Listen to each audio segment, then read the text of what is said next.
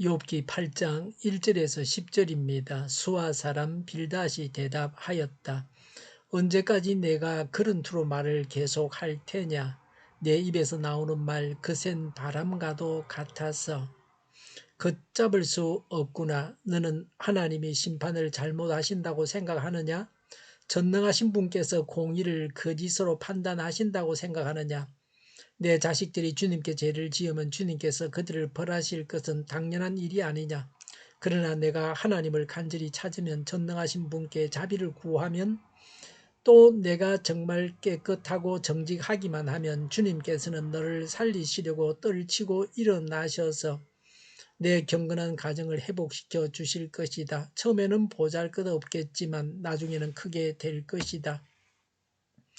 이제 옛사람에게 물어보아라. 조상들의 경험으로 배운 진리를 잘 생각해 보아라. 우리는 다만 갓 태어난 사람과 같아서 아는 것이 없으며 땅 위에 사는 우리의 나날도 그림자에 지나지 않는다. 조상들이 내게 가르쳐주며 일러주지 않았느냐? 조상들이 마음에 깨달은 바를 말하지 않았느냐? 아멘. 욥의 친구 수아 사람 빌닷의 말입니다. 2절에 언제까지 내가 그런 투로 말을 계속할 테냐? 내 입에서 나오는 말 거센 바람과도 같아서 걷잡을 수 없구나 라고 했습니다. 거센 바람은 강한 바람입니다. 욥의 답변을 경솔하고 거칠며 아무 가치 없는 바람같이 헛된 말이라고 했습니다. 더 이상 그런 말을 하지 말라고 책망하고 있습니다. 욥의 친구 엘리바스는 욥을 격려하는 말로 시작했습니다. 빌닷은 처음부터 욥을 책망하고 비난했습니다. 하나님의 정의가 심히 비난당하고 있으므로 방어해야 할 필요가 있다고 생각했던 것 같습니다. 다른 친구들과 똑같은 말을 이 친구도 하려고 합니다. 욥의 친구들은 하나같이 평범하고 우매한 자뿐입니다. 좋은 친구를 두는 것이 중요합니다. 3절에 너는 하나님이 심판을 잘못하신다고 생각하느냐? 전능하신 분께서 공의를 거짓으로 판단하신다고 생각하느냐라고 했습니다. 하나님의 심판은 실수나 오류가 있을 수 없습니다. 이 말은 맞는 말입니다. 그러나 욥이 심판을 당했다고 하는 것이 잘못되었습니다. 4절에 내 자식들이 주님께 죄를 지으면 주님께서 그들을 벌하시는 것은 당연한 일이 아니냐라고 했습니다.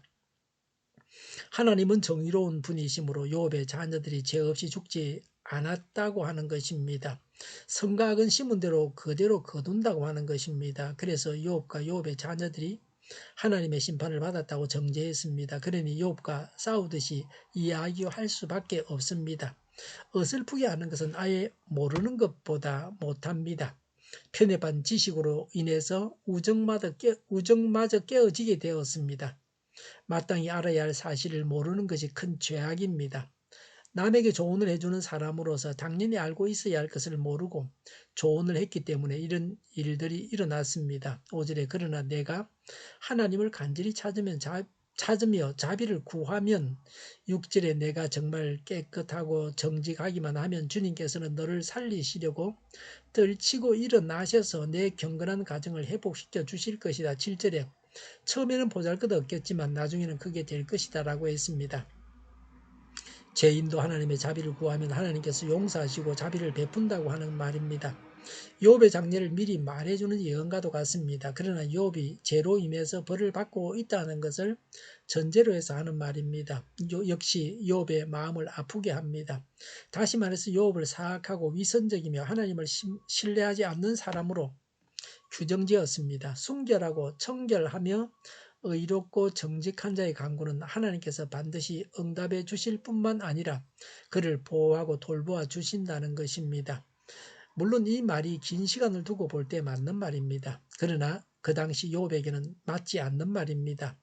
의인 욥이 이유 없이 고난을 당하고 욥이 의인인데 징계를 거두고 주십사고 구했지만 하나님은 계속 욥을 고난 중에 두셨습니다.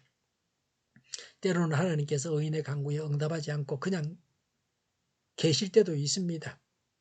기도해도 응답이 없을 때도 있습니다. 그럴 때 믿음을 잃지 않고 인내하면서 기도해야 합니다. 그런 때를 기도의 터널이라고 합니다. 성숙한 신자에게 하나님은 이런 기도의 터널을 지나가게 하십니다. 이런 사실을 모르고 고난 당하는 자에게 함부로 말을 해서는 안 됩니다. 뭘 모르고 함부로 말하니 상처만 줍니다. 고난 중에 있는 자들에게는 말을 삼가서 말로 상처를 주지 않도록 해야 합니다. 8절에 이제 옛사람에게 물어보아라. 조상들의 경험으로 배운 진리를 잘 생각해 보아라. 9절에 우리는 다만 갓 태어난 사람과 같아서 아는 것이 없으며 땅 위에 사는 우리의 나날도 그림자에 지나지 않는다고 했습니다. 인생이 그림자처럼 더덥다고 했습니다. 10절에 조상들이 가르쳐주며 일러주지 않았느냐, 조상들이 마음에 깨달은 바를 말하지 않았느냐라고 했습니다. 옛사람들의 말을 통해서 욥에게 교훈을 주려고 합니다. 그 당시 허다하게 퍼져 있었던 말을 통해서 욥에게 조언하려고 했습니다.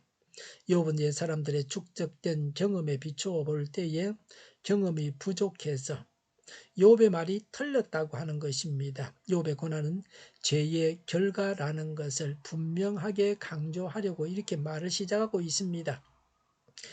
죄인이 죄로 인해서 고통을 당합니다. 그리고 의인이 간구하면 하나님께서 응답하십니다.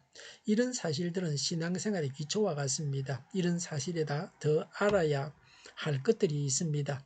이유 없는 고난이 있습니다. 그리고 의로운 사람이 간절히 하나님께 기도하고 구하는데 하나님께서 응답하지 않으실 이유가 없는데도 전혀 응답이 없을 때가 있습니다. 이런 점들을 알고 있는 자가 성숙한 신앙인입니다. 기도하겠습니다. 이유 없는 고난을 당하는 자들에게 상처를 주지 않게 하옵소서. 오늘보다 내일이 더 낫게 하옵소서. 교회가 분열되지 않고 하나가 되게 하여 주시옵소서. 모든 언론이 제 역할을 다하게 하여 주시옵소서. 정의가 강물처럼 흘러가게 하여 주시옵소서.